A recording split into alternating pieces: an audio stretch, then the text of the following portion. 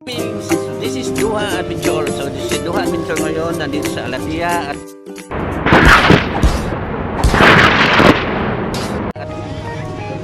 ito yung sitwasyon dito sa may Alatia. So wala akong ibang nakuhang, meron akong nakuhang video doon sa kabila. Pumasok ako doon sa isang livestock doon sa mga manok at nakakuha ko doon ng video at pumasok rin ako doon sa isang restaurant doon sa Alpha Lab na napakaraming ang dami nilang customer. So hindi ako nakakain doon, so bumili lang ako ng sweet kasi walang space. 기다림의 끝에 너를 만났고 모든 게 새로 Sweet at saka nag-order lang ako ng tsaa at sobrang talagang daming tao. So siguro doon ang naobserbahan ko doon kasi nga siya mura pagkain nila. So lumabas na ako at hindi ako makakuha doon ng video. I can see you through a little far away.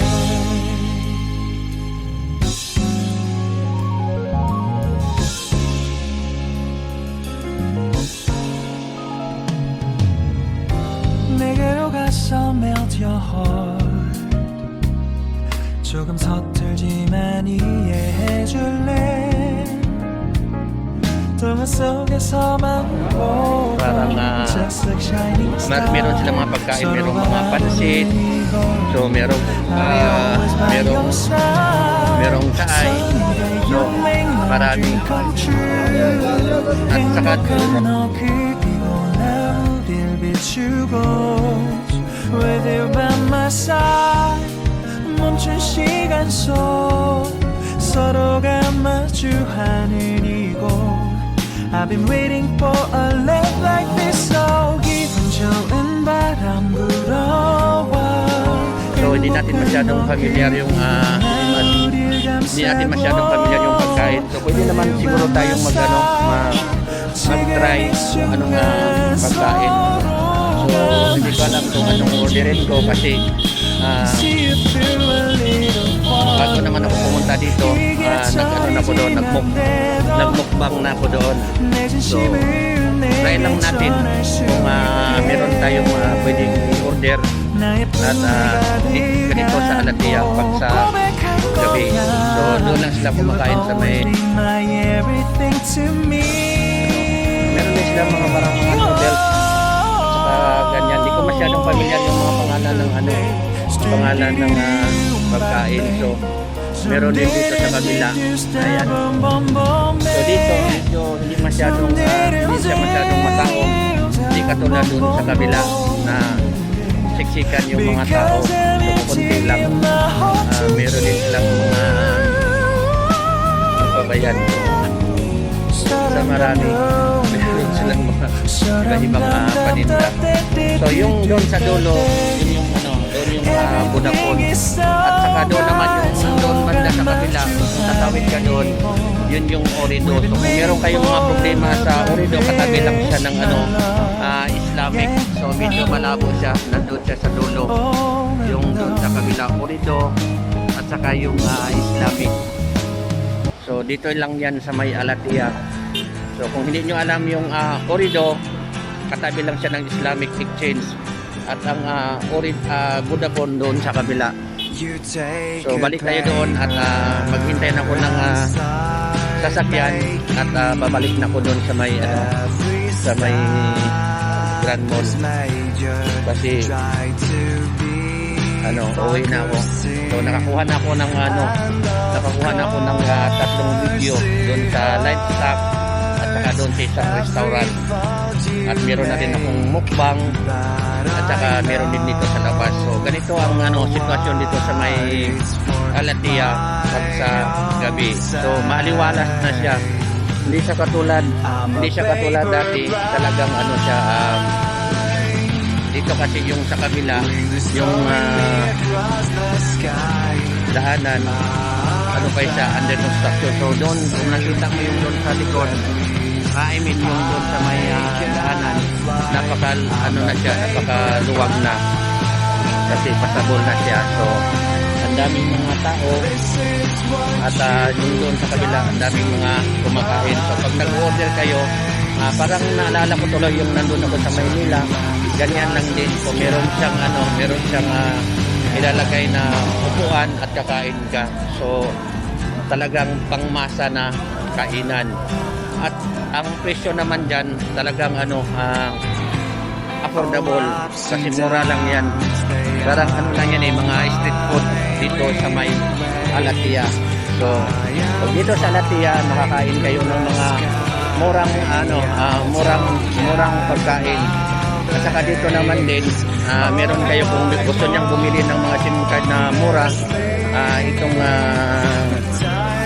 pinofocus ko, ayan, lang yan, tag 5 real lang yan na SIM card to the phone. So punta tayo dun sa dulo at maghanap na tayo ng sasakyan pabalik dun sa may Granol. So pag doon naman din sa dulo, merong mga doon, tatlong supermarket na nandoon sa dulo. Merong Gmax hypermarket na kapag vlog na ko dyan dati. Meron pag isa doon yung Global at saka meron din sa dulo. At saka kung gusto nyo naman ng yung merong mga Arabic or wala na pala dito dati kasi nalala ko yung doon sa dulo meron yang dyan, meron yang yung mga mahilig sisa ang tawag doon, yung parang nag-i-smoke. So meron yun doon sa kabila. So kung nakikita mo dito sa may sa may Alatia, napakalawak na talaga siya. So hindi na siya katulad dati na sobrang traffic. At ayan. So ang daming tao.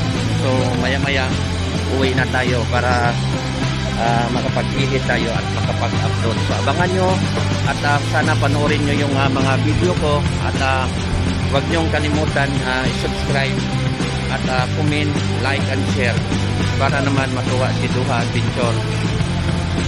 At maraming salamat sa pagsuporta at sa panunod. At huwag nyo palang kalimutan i-skip yung ad kasi yun lang din ang kunting tulong para naman kahit papaano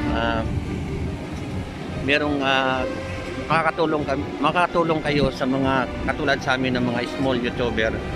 So once again, maraming salamat at huwag niyong kalimutan i-subscribe at mag-shout out tayo sa ating mga kaibigan na sa aking kaibigan na si Jose Forsado Official. Paki-subscribe yung channel niya, si Simbolan on YTV. Shout out na rin kay EE Artros TV. Shout out din sa ating mga kay Jamie Kitchen. Shout out din. Shout out na rin natin si Mabuhay Vlog, sa isa pa niyang account si Pipi's Choice, at sa ating mga kaibigan na nanonood sa ating mga video, si Dance Nicolas, at saka sino pang shout out natin, shout out natin si